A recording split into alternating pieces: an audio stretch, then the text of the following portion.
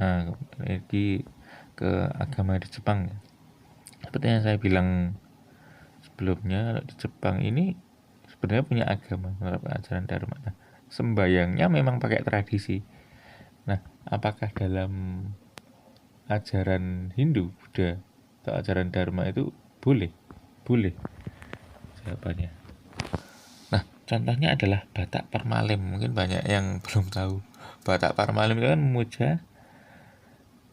Batara Guru. Batara Guru ini adalah salah satu dewa utama dalam agama Hindu. Nah, tapi mereka nggak pakai puja trisan ya. Nah, apakah boleh? Boleh saja. Mereka pakai tradisi mereka, cara persembayangannya, secara tradisi. Dan itu boleh. Jadi nggak ada pakem pasti ya, sama seperti Kristen juga sih. Hindu, Buddha, sama dengan Kristen Katolik. Jadi nggak ada pakem pasti sembayangnya harus begini, harus begitu, harus bagaimana. Terserah. Kalau kamu nyaman memuja Tuhan dengan cara seperti ini, lakukanlah. Kalau kamu nyaman memuja Tuhan dengan cara seperti itu, ya lakukanlah seperti itu.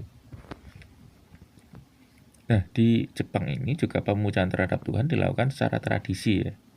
Jadi secara adat mereka, bukan secara agama Buddha ataupun Hindu. Tapi secara Shinto sebenarnya. Nah, kalau di kuil Buddha bagaimana? Ya sesuai tradisi.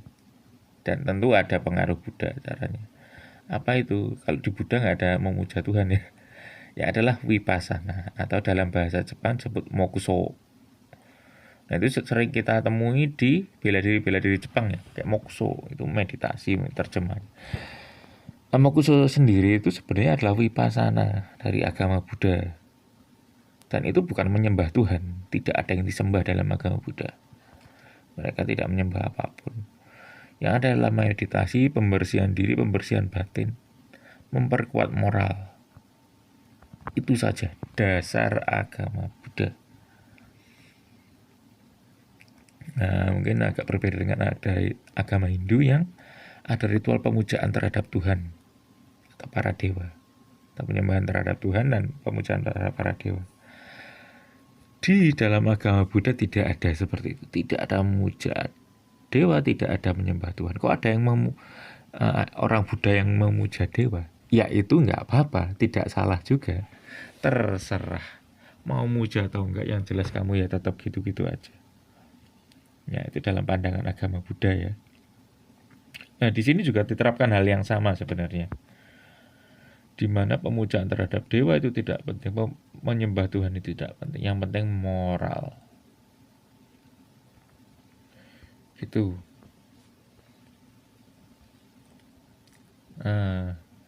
Banyak persamaan sih di sini, karena mungkin dapat dari apa ya?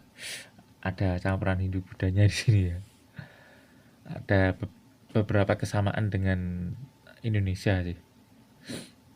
Ya mungkin yang paling mencolok kalau kita lihat orang Hindu ya, punya pelangkiran itu adalah tempat pemujaan leluhur dan dewa yang biasanya diletakkan di tempat tinggi, yang kayak kotak kotak itu loh ya, diletakkan di tempat agak tinggi. Itu di Jepang juga ada, namanya adalah Kamidana ya, itu untuk tempat memuja Tuhan. Di sini ada juga. Dan banyak sekali yang mirip, cuma ornamennya Jepang di sini ya. Kalau di Indonesia ya Indonesia, kalau Jawa ya ornamennya Jawa.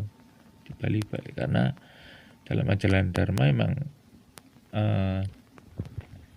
tidak masalah menggunakan tradisinya. Jadi tempat ibadah itu nggak harus begini, nggak harus begitu, nggak ada pakem pasti. Pemujaan terhadap Tuhan di tempat seperti apapun boleh. Nah, kalau di agama Hindu malah ditegaskan bahwa wajib pakai tradisi. Nah, gitu di agama Hindu ya.